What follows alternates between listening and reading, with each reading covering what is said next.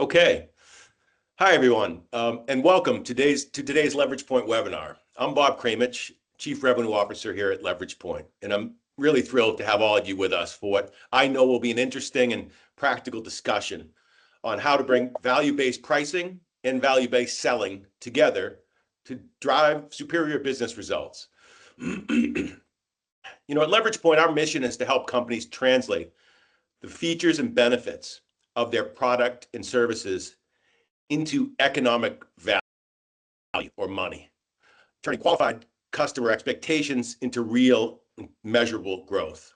And there's no one better to guide us through this topic than our guest today, Dr. Stephan Liozu.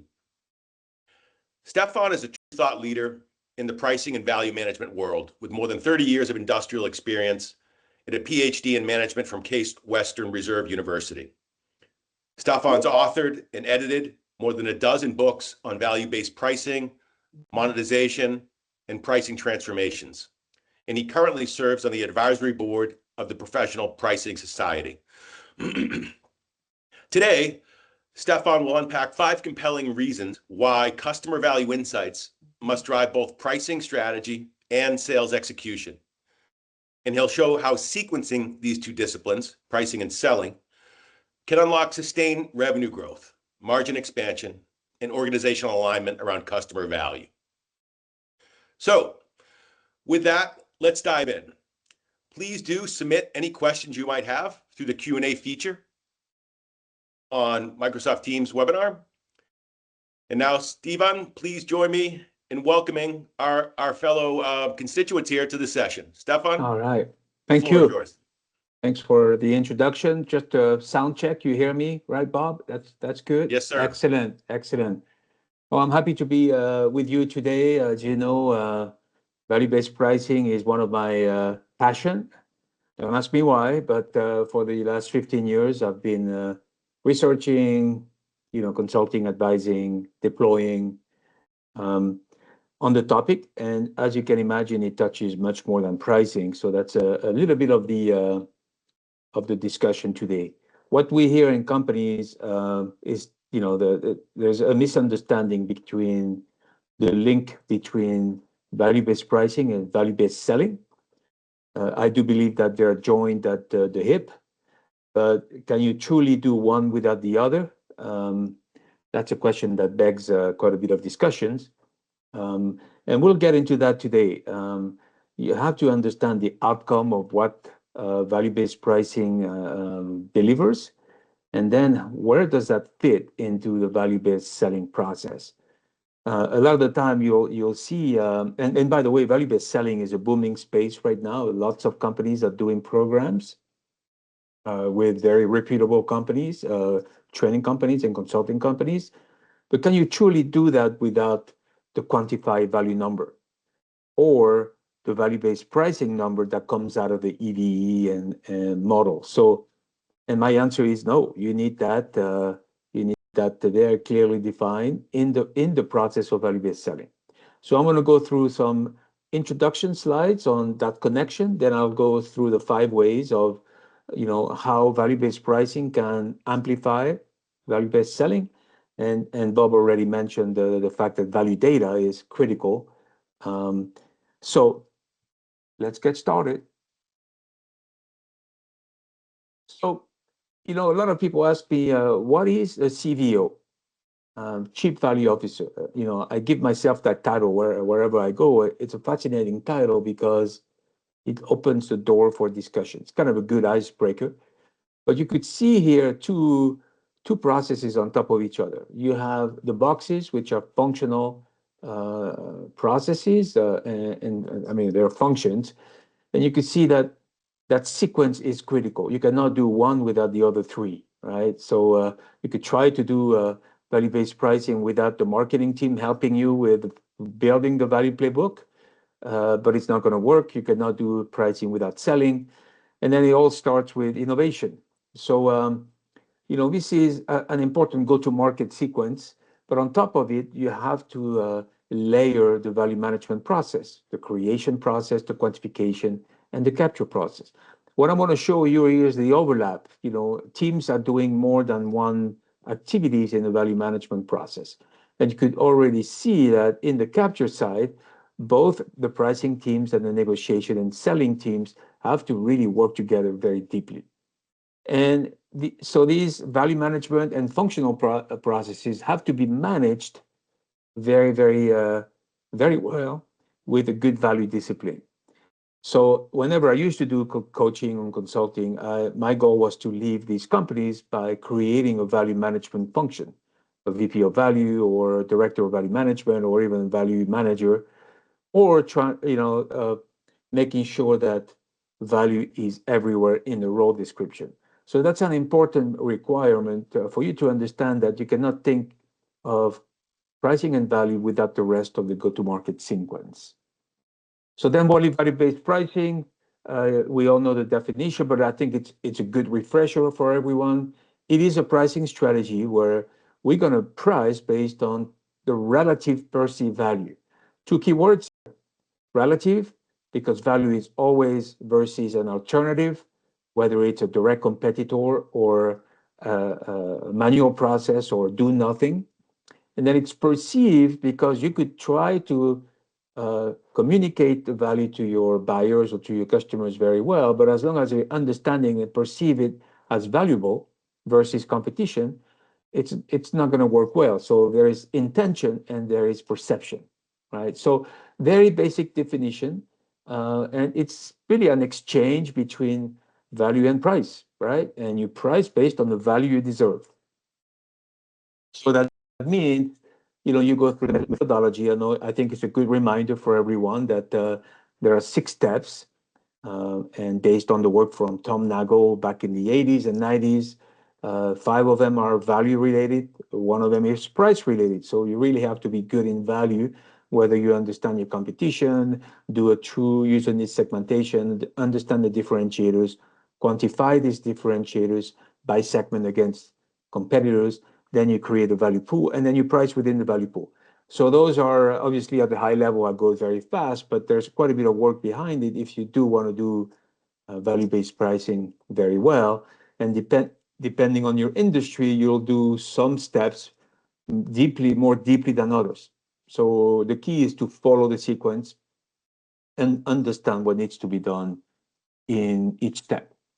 And then the heart of this is the EVE model. And that's important to remind you of this because there is plenty of data in an EVE model. You have a competitive price, the reference value. You have the economic value of each of your positive and negative value drivers. You have the value pool here, $15, the differentiation value, which I also call value pool. And then you have the total economic value, which is the addition of the blue and the green minus the red. So, and this is important because a lot of this will feed into value-based selling. And really that's an important consideration. And remember, the value selling is going to be the justification of your premium, of your value. And for that, you're going to use the value pool numbers, but also get into discussions on your positive differentiation drivers and the dollars and cents or euros and cents we're going to bring to the customers. So it is essential then to do a value model before you do a selling value proposition or some other selling asset to be used in front of customers. So obviously, the value number is not enough. The customer value is not enough. Remember that you have 3 C's, and then you're going to look at obviously the value pool, the economic value, but also your costs and your competition. And that will give you pretty much how to price within the floor, which is cost, and the ceiling, which is maximum price that you can aspire to get. And in the middle, you have competition that's going to allow you to price in the zone of price discretion. When this is done, then you go into action mode and have your guidance, your list price, your discount structure, your rebate, et cetera, et cetera. And then obviously, you're going to create a pricing playbook with talk tracks, recommendation guidelines, and that will be part of the sales playbook. And hopefully it is value oriented. That playbook is really done to enable the sales force to capture the price that we deserve, based on the value that we deliver, and then we justify, not our cost and competition, but we justify that value using the output from the EVE model right here on the left. So that's obviously I'm setting the foundation here, but it's important to truly understand where things fit in the sequence that I showed before. The sooner you start in the innovation process, the better it is towards the end, because you know already into the rest of the sequence that you have your value props, your segmentation, your value model, your value playbook done within the innovation NPD stage gate. So that already makes the work easier towards the end of the process. So moving on then, what is value-based selling? It's a sales approach that focuses on demonstrating and communicating the specific business value, outcome, and impact. And that keywords here, a product and service delivers to the customers rather than focusing on features or just on price. Now you see here, we're talking about value, economic value and impact, and potentially outcome, right? Which is, going to be quantified. So it is very much rational. It is very much economically driven and financial, especially in the B2B world and some areas of the B2C.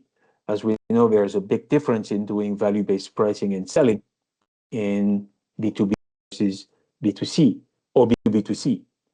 So this is an important definition. I recommend that you use these when you do training. You will get the slides. You can download that from the website on leveragepoint.com.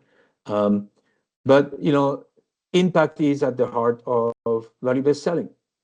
And the link between the value pool, what theoretically you can capture and where you place yourself in the value pool, is going to be directly related to the impact in your value-based selling programs. So what goes in value-based selling? A bunch of assets in the sales playbook or the value playbook, from value selling sheets to value proposition, managing the price objection with value responses, value message on true differentiation, success stories, how do you address each of the stakeholder in your buying center with value drivers. But this is endless. So if you look at the slide here I've created over my career in the last 15 years, a list of 55 tools, what I call the value tools that you could use in selling. I show some of the most common ones here, but as I develop some for the company I work for or my clients, and I see clients doing their own things, you will see the scorecards, the value data sheets, some external value proposition with quantified numbers, personal value journal for salespeople to use when they are delivering value tools, value assets, and how they're doing with it, testimonials, success stories, YouTube videos. And then, we in value-based selling, we talk a lot about value conversation, the upfront discovery guide. So all these are part of your value playbooks. So you're not going to use 55 tools, obviously, but I usually recommend 5 or 6 tools that will be the core of your value playbook. And number 4 is essential. Keyword there, quantified. The rest may not be quantified, but it will be, receiving a lot of information from value-based pricing, or at least, structure, from competitive intelligence to segmentation to list of differentiators. So it could be quite rich, but I think you got to put it in action. And when you train your salespeople, you are going to train on value selling, and you're going to embed the outcome of value-based pricing. So it's no longer a pricing training, it's a sales training with lots of pricing input in it. And that's essential, because as you know, as soon as you say the word pricing, then you have a little bit of a resistance in your training programs. So examples of the tools, you've all seen these. If you follow me, the SKF, what I call the data sheets, value data sheet. So here in yellow is really the additional premium. You're going to invest in our premium, 28,600, and in exchange, you're going to get a very high level of value, 136,000. So here we're not showing the premium, the price premium, but we're showing that as an investment. So that is a key change in your communication strategy, but it's still the 28.6, will come from the value pool. The savings will be the total value pool, right? And the price will be set based on the three C's. So it's still the same mechanism. The same here with ILT, you will have a fireproof brick. Lots of calculation. This is internal, for internal consumption only for your salespeople. But at the end, you look in yellow, you do have the total savings based on the value. So it's exactly the same principle, except here you have more of an application than a general product position. So these are part of your value selling playbook. And it derives, all the calculations here will come from your EVEs, your value models. And there you see the very strong connection. This is why value-based pricing amplifies value-based selling. And you cannot do one without the other. Let me repeat that one more time. You cannot do value-based selling without value-based pricing, and vice versa. So the whole goal then is creating balanced and rational discussions with procurement, right? You are going to exchange value and price. If you're not ready with quantification, explaining the premium, value drivers that are quantified, a sales playbook which is heavily rational, then you're going to have very poor responses to the price objections, the concession request, the discount request. So we need to be as rational and economically driven as the procurement guys.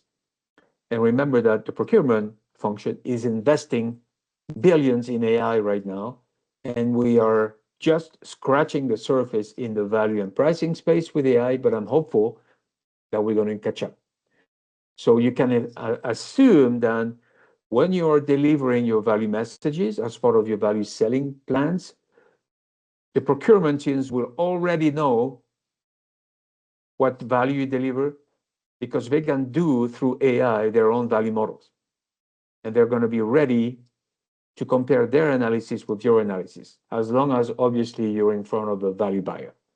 The price buyer may be a different discussion. So the connecting point of the two is quantify customer value.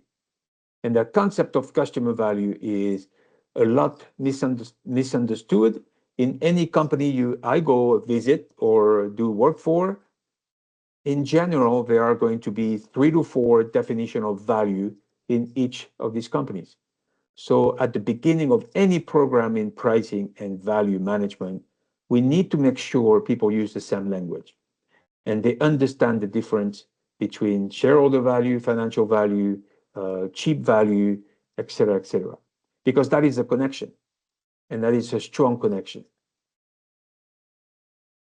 So I'm going to go through 5 ways.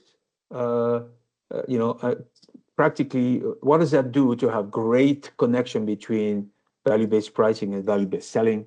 I would say number one is really aligning the mindset of all the teams that need to be involved in these programs around customer value. So not only are we putting value in the marketing process, in the sales enablement process, in potentially the innovation process, but it is really an exercise of alignment. And this is why I would never do value-based pricing or value-based selling training or programs or workshops without having multifunctional teams. That is an essential design of your work. So you are going to embed quantified value in the sales culture, which means sales need to be involved in value-based pricing. They need to attend every single workshop, every single discussion, whether you're doing this for a product family, a region. The sales team, the business development team need to be involved. And that changes the culture, because you will see a lot of haha moments in these working teams when they can't deny if together you work on a value model and together you extract the value of your differentiation. they can no longer deny after that when they're value selling. It's a question then of effort. Are you willing to take the risk and make the effort to go out and defend your premium and sell your value? And then when we talk about value and user needs and pains of the customer willingness to pay, that goes deep into the segmentation, which is again done in a multifunctional way, not just marketing doing it, not just pricing doing quantification of value. So that alignment is essential. And that's point number one. Point number two is really equipping your sales team and your account managers and your BD team with very, very good ROI tool and data. So a lot of people don't like ROI calculators. That's fine. You could do business value assessment. You could do value benchmark. You could show excellent quantified value proposition. But here we're talking more about dynamic tool. So if you use leverage point, for example, you could dynamically show your numbers and have a discussion with the customer, and the whole goal being that you're going to converge toward acceptance or at least acknowledgement of your value.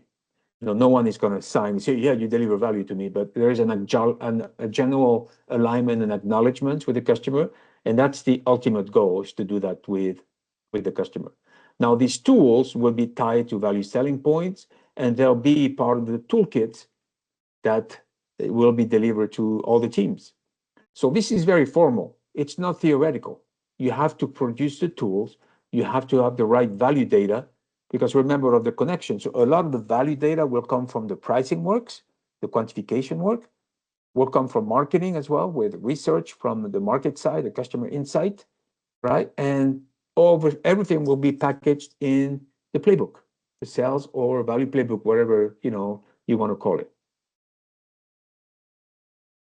Number three, the end goal is to preserve margins, to defend the margin. So right now, margins are going down potentially with inflation, tariffs, currency swings. So the whole goal is to defend margin by resisting discount request. When times are good, when times are booming, then we would use these tools, selling and pricing, to increase the price or to optimize your pricing levels. So when we preserve margin, we're trying to switch the conversation with our value propositions and focusing on the outcome, repeating. So I know it's going to be tough. I know a lot of customers or prospects will push back and they'll hide behind the corporate shield. They'll tell you that times are tough. It is a matter of systematically projecting value. Whether you end up winning or not, we're going to have value conversation. We're going to deliver credible value stories. And then we're going to tell the customers, give me a chance to show you how much money we can deliver, right? So we're not asking for permission. We are going to try to make a case and argue that we need to have the time. And I've been on the receiving end of very good value sellers that really are not taking no for an answer in the fact that they want to deliver that value story.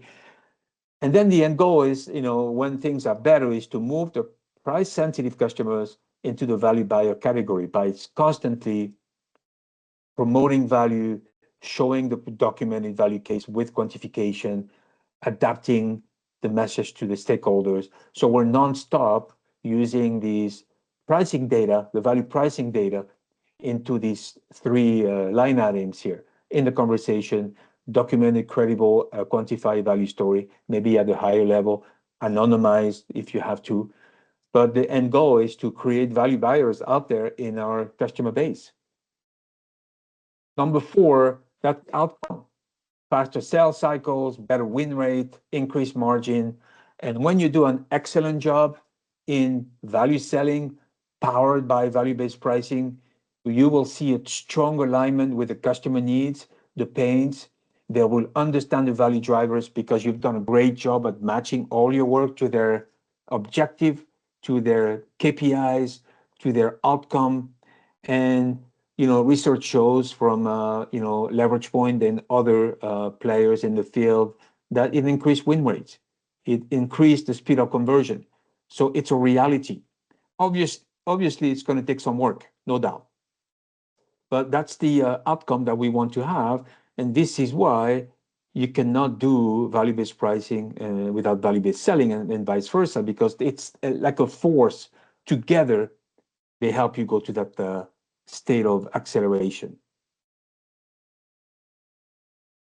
And lastly, when you do that very well, and obviously keyword very well, you're going to be in a situation where you respond to the customer, you speak their language, you understand their pains, you understand their operations, and then it becomes a situation where you create trust, and they consider you as a fair partner, because it's a true exchange. So in my value selling philosophy, I'm exchanging economic value and price. And obviously, when you share the value pool, you will have to share it with, depending on your industry and the quality of your relationship and the quality of your value data, a lot of that value will go to the customer. So it's biased toward the customer outcome, but you keep a fair share. There is going to be a mutual alignment. And when it's done well, and Leverage Point has lots of discussions and case studies, and that alignment creates flow. And what we're doing by using tools like Leverage Point is really focusing on customer success. Then that creates trust in your value buyer population, which typically will be 15 to 20% of your customers. Your goal is to create mutual alignment and to help them with success. So to the point that you will have quality business reviews that we're going to show them the savings. So it's a question of trust, loyalty, and then you can leverage these accounts for advocacy and help you sign other deals, or at least make sure you're a respected and trusted partner in your ecosystem. So this is the end of the formal presentation. We wanted to keep it at 30 minutes because we want to, answer some questions. If you have questions, it's a good time to ask them, because, lots of companies today are doing value-based selling more than value-based pricing. And when you're missing the chance to connect the two, you will do potentially good value-based selling, but it will not be compelling, quantified, and impactful. And that is probably not the way to go. But, the reality today is that it's the case. Bob, let's see if there's any question. Yeah, there are a few questions, Stephan. So first of all, I just want to say thank you. That was a great outline of how pricing and selling connect through customer value, and why getting that sequence right makes such a difference in generating real business results. A few questions from the audience here. One is, when launching this type of a transformation, what's the ideal pilot project? Should it be a new product introduction or an existing flagship product? What are your thoughts there? So the first thing I would do is I would look internally what's being done, right? So usually you will have a training team, and I know lots of companies today, because of the situation we're in economically, they are doubling down on value-based selling. So find out who's doing value-based selling training, right? And go talk to them and say, let's do an exercise of quantification for a product, or maybe a small division, a business segment, so that we can try to inject the quantification, right? And then you say, I will give you the assets, and I will participate in the training, and we can refresh the value playbook, because there's going to be a sales and value playbook inherently in anything. And most likely it will stop at what are our unique selling point, the USPs, the differentiators, but they will not be quantified. And at best, Bob, that transition between features, differentiators, and benefits is key. They may not translate them into benefits. So this is where you go in and say, I want to do a pilot with you, with a product family or a business segment, and let's try it in the next 60 days. Okay, great. Another question is, really gets to incentives. How must sales incentives be redesigned to reward value capture, such as linking commissions to realized versus target price, rather than just rewarding volume? Any thoughts on that? Oh, yeah, I have a lot of thoughts. I recently published a book called Organizing the Pricing Function. You do have a chapter on compensation, because it's key. It's key. And touching compensation is one of the critical and at the same time most explosive topic that you will have in this value and pricing transformation. You need to work closely with HR, and then I usually recommend in the paper to transition over three budget cycles, start moving the commissions towards, or the incentives toward a value orientation, change the ratio between volume and value, and introduce a basket with three variables that slowly you make more important over time, whether it's some value KPIs, whether it's price realization or discount reduction, whatever makes sense for your business, but you don't do that overnight. I don't believe in big bang incentive change, because you will have a revolution in your sales team. Okay, great. And this one, let's see. Okay, I'm a little biased on the answer to this question, but what does the practical system look like for routing value-based selling field objections back to the pricing and product teams so they can systematically refine the models?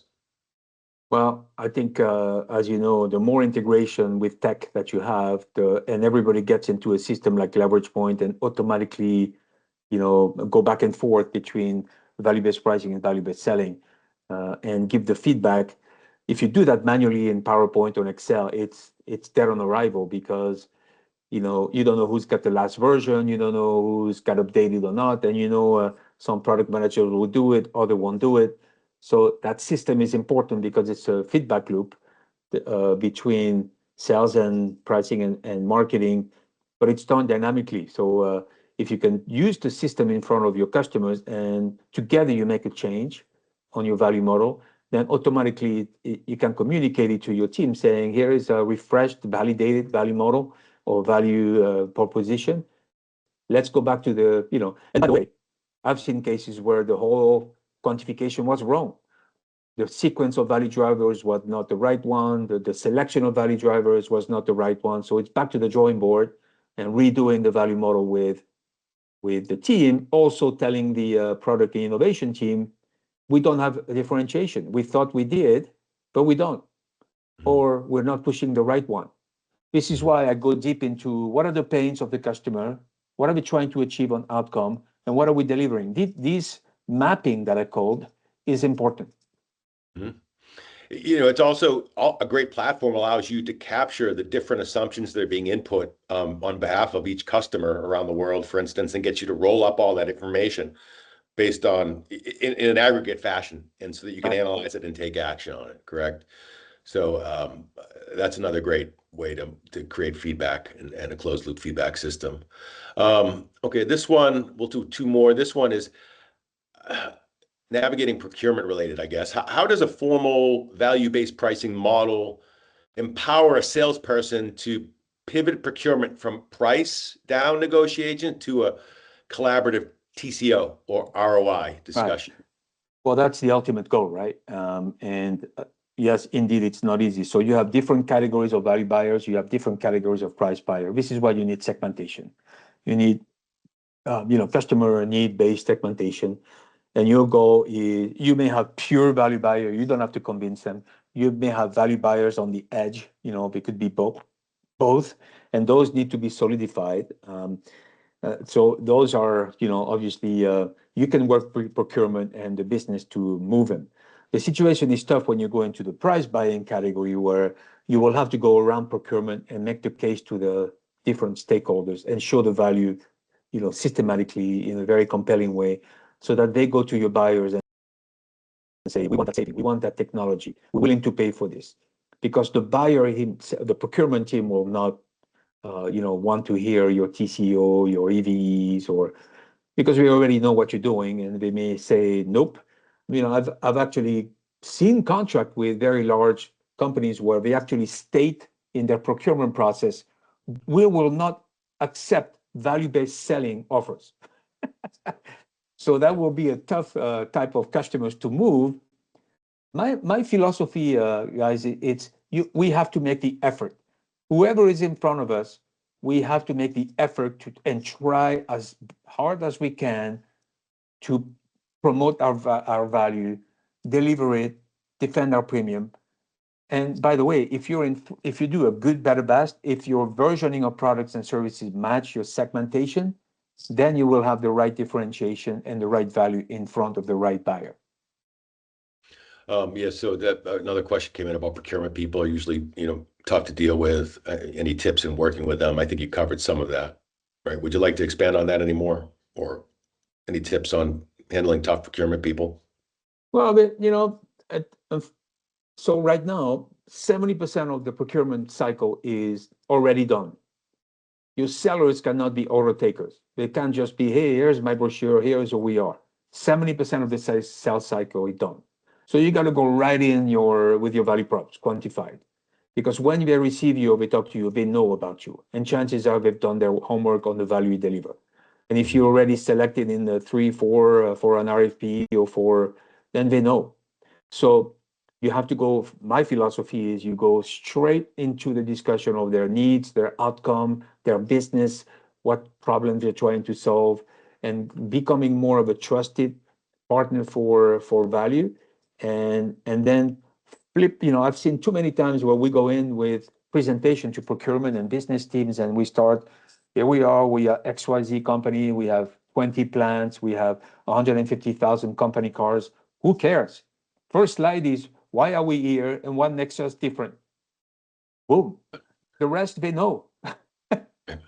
Another question, any difference in handling services rather than selling products? Yes, for Any sure. difference?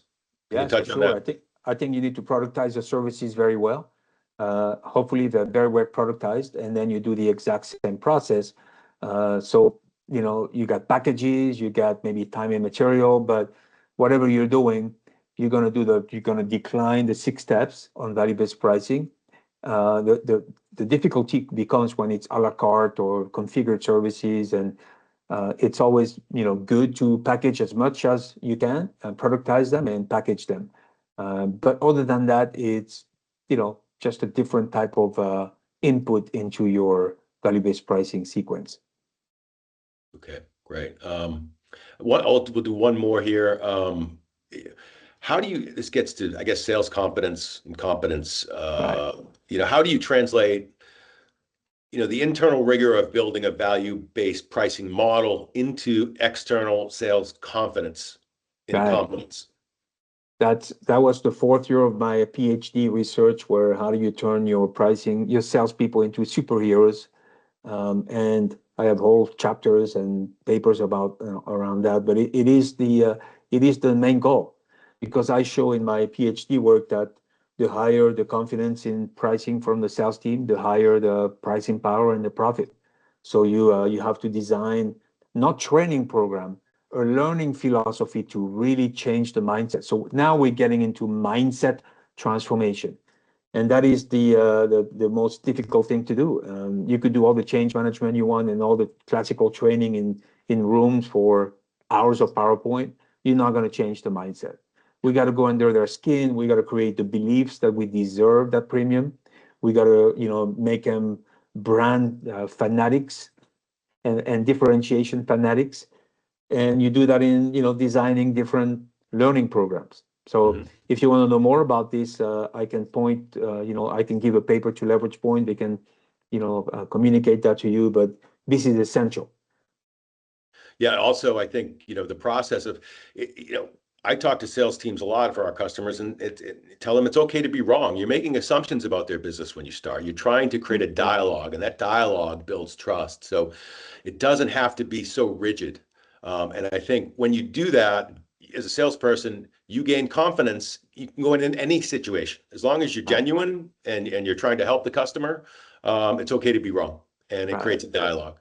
But Okay. the two main driver of confidence are preparation before the value conversation. You need to be prepared. That's why you need to be in the sessions. And number two is truly believe in your differentiators.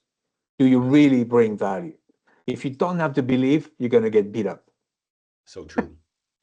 Okay, well, Stephan, thanks so much. It was a great outline today and very practical plan for moving and integrating value-based selling with value-based pricing. So for everyone who joined us today, I hope this session sparked a few ideas for you about how your teams can better align pricing and strategy and value conversations in the field. If you'd like to learn more about how we help companies in this practice or get a custom demonstration of our platform, please reach out to us at leveragepoint.com, request a demo, or reach out directly to me on LinkedIn.